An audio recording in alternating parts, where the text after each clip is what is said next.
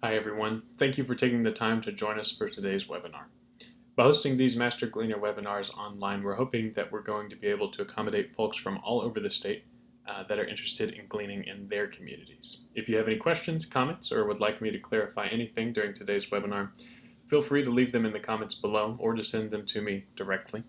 Should you like to reach out directly, you can find my contact information listed at the end of this video. With all that said, let's begin.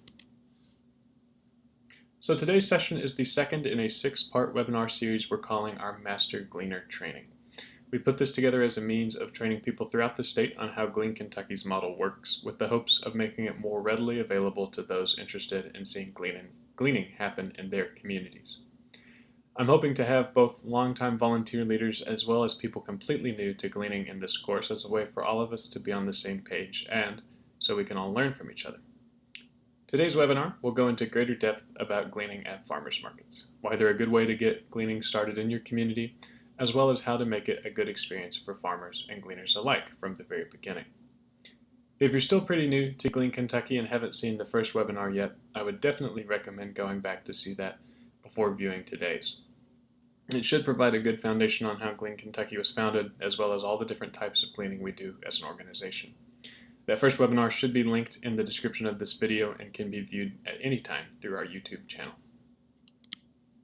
So, let's get started with a bit more information about gleaning farmers markets. The first thing I'd like to look at is this illustration of Glean Kentucky's model. It's something that has remained constant throughout our organization's entire lifetime, and that helps root what we do. While each of these major parts, sources of produce, volunteer gleaners, and produce recipients, are equally important to the success of our work, they aren't all equally easy to come by. Just like with any other type of gleaning, it's important to have all these three elements worked out. And I think that by starting gleaning at a farmer's market, it's a great way to get all of these pieces in place in a community that has never gleaned before. You'll have several farmers that kind of fit into the source of produce role, with volunteers linking that produce to a local recipient group. But you will need to think hard about how to find volunteer gleaners as well as a place to deliver the produce. Like I discussed in our last webinar, gleaning at farmers markets was how Glean Kentucky got its start as an organization, which set a foundation for the work that we do all across our organization today. Just because it's how our work began, though, doesn't mean it was simple and easy to put together. Just like any gleaning, it required a lot of planning and volunteer work to make it happen. Before you do anything, I think it's really important to have your thoughts together, to have a plan prepared before ever picking up the phone and calling the organizers of the farmers market. You want to have a clear idea of what you'll be doing, how you'll be doing it, and why you're doing it. When thinking about how to communicate what you'll be doing, I think it's okay to keep things really general. Be prepared to explain Glean Kentucky's basic mission, that we gather and redistribute excess fresh fruits and vegetables to nourish Kentucky's hungry, and that we do it by visiting farmers markets, farms, orchards, groceries, and home gardeners to pick up excess produce and to deliver it to feeding programs all over central Kentucky. You can let them know, too, that Glean Kentucky works with dozens of produce sources throughout the state, gleaning over 250,000 pounds each year, and that we work with nearly 100 different feeding programs each year to get those fruits and vegetables to people who need it. Next, you'll want to think about how you'll be carrying out this gleaning. This is the thing I think you'll probably want to give the most thought to, but for the purpose of communicating it with the farmers market, I think it's important to think in terms of how it will look to them. Let them know how often you plan on gleaning, what time you'll be showing up, what your gleaners will be wearing, how the gleaning process will work, and where the produce will go. Beyond this, it's also good to let everyone know that produce given to Glean Kentucky will be donated, and that it will be given to the recipient groups at no cost to them.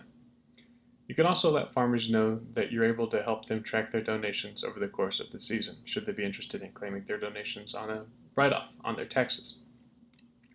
I'll cover all of this in greater detail a little bit later in today's webinar. Finally, it's a good idea to explain why you want to glean from them. The first two big statistics that we talk about are the two that we covered in the last webinar. That 1 in 6 Kentuckians are food insecure, while 40% of the food produced in the United States goes to waste. So far as results of our work are concerned, we conduct a program evaluation every fall in order to ask our recipient sites how the produce that we deliver to them makes an impact on their programs. 100% of the agencies we deliver to are able to serve food with a greater nutritional value. 94% are able to serve greater variety of food, and 73% are able to serve more people because they receive produce from Glean, Kentucky. Generally, farmers are acutely sensitive to food going to waste, and they want the food that they grow to be eaten. Many will need no convincing in order to donate, but some who are on the fence will appreciate knowing that there's been good thought put into what you're hoping to do. All this said, and with all the facts and planning that you have put together, there will always be farmers who don't wish to donate their excess produce to you. So be respectful of their wishes whether they eventually change their mind or not.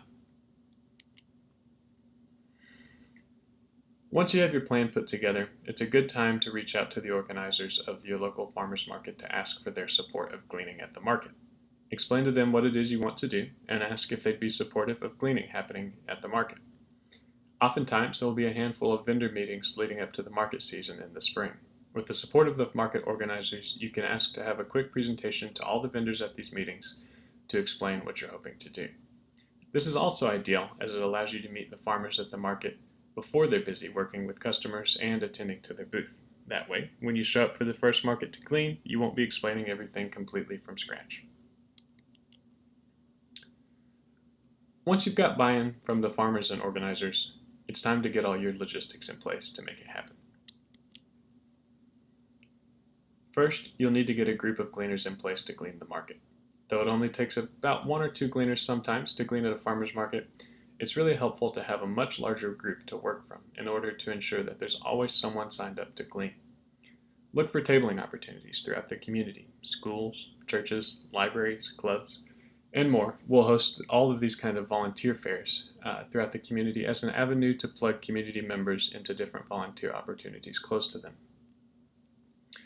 Also, you can reach out to many people in your personal and professional networks. It may be also good to ask the market organizers if they'll allow you to table at the market itself. This way, you'll be meeting people who are passionate about local produce and their local farmers, and people who are already familiar and comfortable at the market.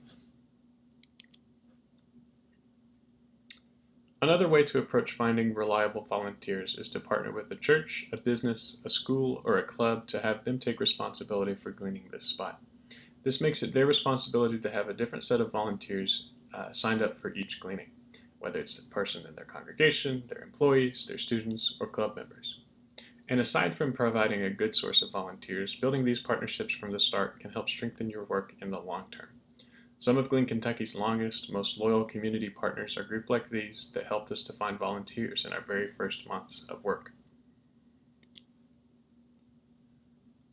Even with a big group of volunteers and multiple sources of volunteers, it can be really helpful to designate a central volunteer leader who can serve as a point person for the whole thing. This person can check every week to make sure that there's a volunteer signed up to glean, help answer their questions, or put out word to the volunteer base if you still need someone to sign up. You can put all the names and contacts of your volunteers into a list. You can use Excel to help organize things and then send them emails, or you can even put them into a rapid response system and send them texts via remind.com. Once I've helped you put together these lists, we can use them all to ask your gleaners all at once when you need someone to glean. Once you've established a good gleaning schedule, I can help you get it online using our online platform, signup.com. This way you can put together a recurring spot that volunteers can access when they want to claim a gleaning spot. The spot on signup.com should have all the details about gleaning the farmer's market, the number of volunteers needed, where the volunteers will need to meet, when they'll need to arrive at the farmer's market, how gleaning will work, how to keep records of the produce they glean, where they'll be able to deliver the produce, who to call when delivering the produce, and how they can report their gleaning when they're done. I'll be going over more how to use most of these tools during our webinar in August, and will always be around to help navigate both signup and remind.com effectively. It's important that gleaning be a good experience for a volunteer, and that it be as easy for them as possible. This ensures that you're more likely to have them come back and glean with you again in the future.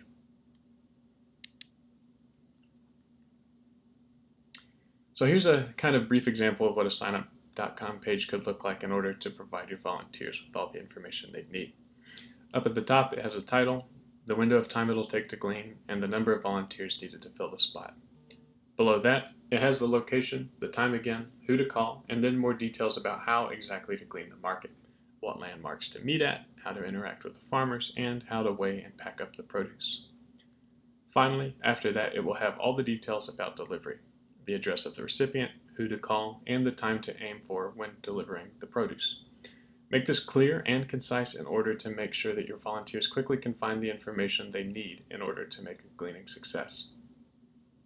The really nice thing about using signup.com is that it provides you a consistent space to send your volunteers when looking for people to fill your gleaning spots.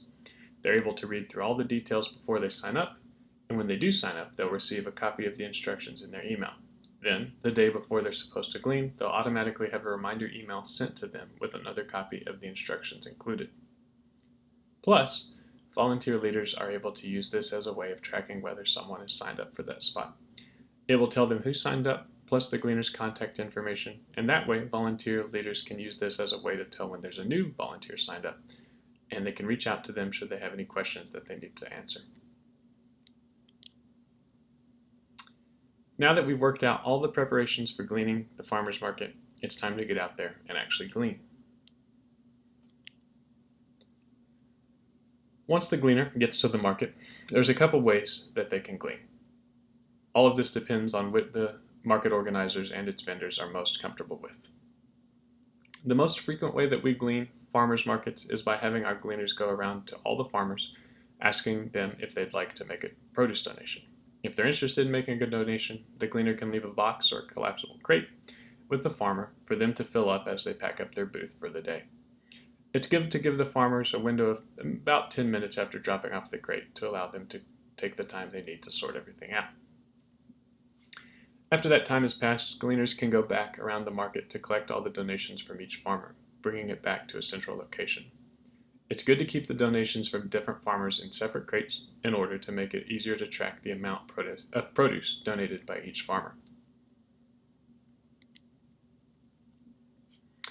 While most of our farmers market partners are comfortable with gleaners approaching each booth to request donations, some prefer that we allow farmers to bring their donated produce to a central location at the end of the market. In this case, it's still important for gleaners to arrive at the market about 15 minutes before it closes to remind farmers that there's a good outlet for their excess produce. Being consistent in the drop-off location is important for this type of gleaning, as is the need for gleaners to wear their bright green Glean Kentucky t-shirts to signify that they're part of a more organized effort.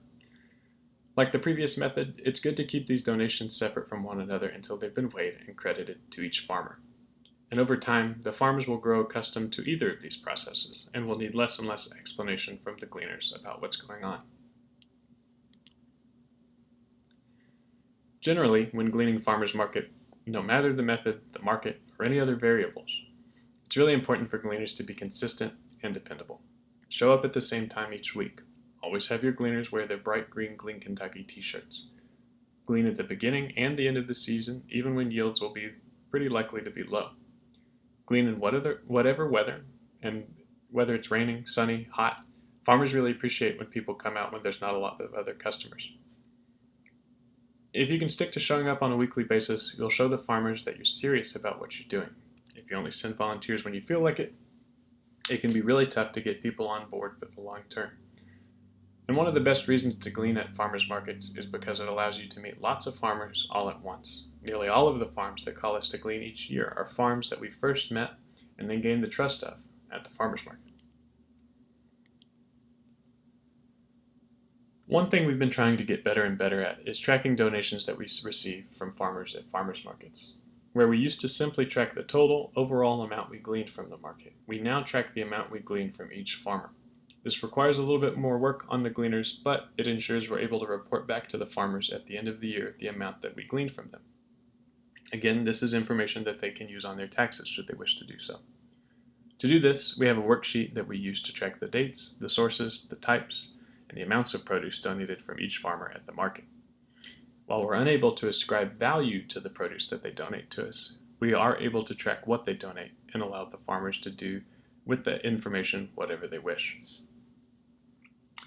The easiest way to track this is to keep each farmer's donation separate before weighing them, filling in the information for each farm, and then packing up the produce for delivery. At the end of the day, gleaners can enter this information into a central form which helps track all our farmers market donations through the year. Then, at the end of the year, I can access this data and send farmers receipts all at once. The final step in gleaning a farmer's market is to make a delivery of the produce to a local feeding program that needs it. It's not necessarily important what type of program this is, but as most farmers markets take place on the weekend, it is important to choose a partner or partners that are able to receive the donations on the weekend. Beyond this, you'll want to find groups that are communicative and dependable, with a central representative that will pick up the phone.